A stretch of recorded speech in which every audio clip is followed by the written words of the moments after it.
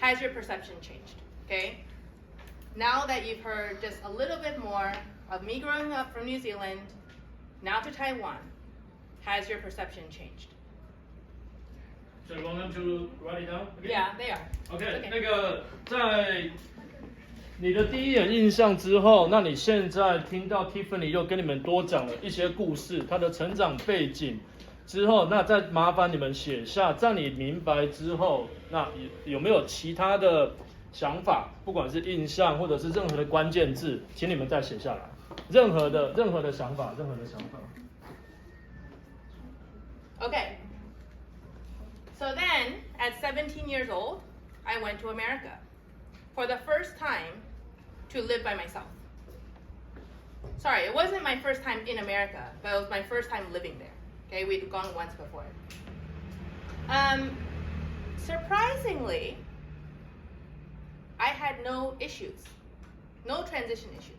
Not like, oh, I'm in a new environment, I'll be nervous. There was none of that. It was exciting, it was fun, and I blended in very quickly.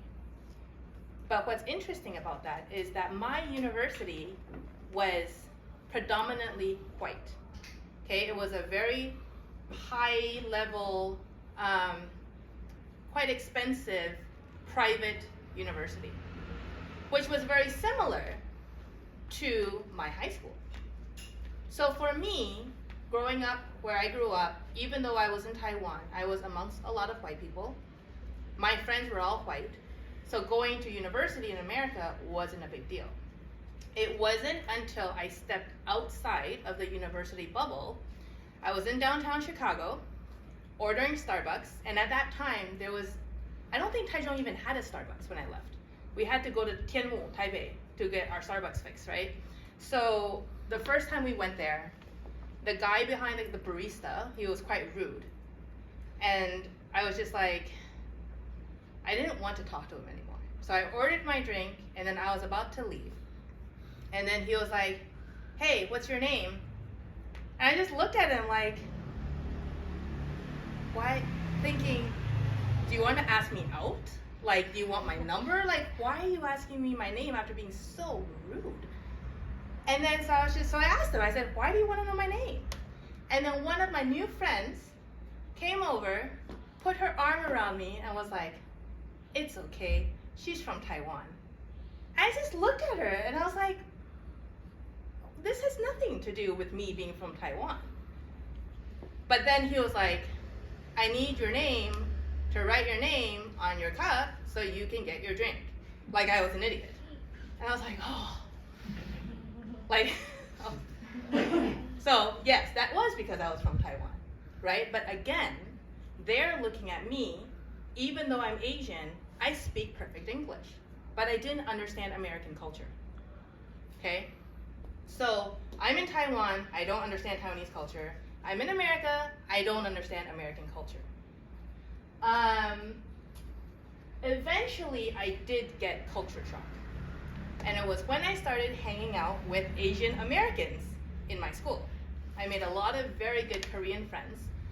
But Asian Americans are very different than Asians like me who have grown up overseas. Even though we all speak English perfectly, the culture between those kind of Asian Americans and me, Asian American, is completely different.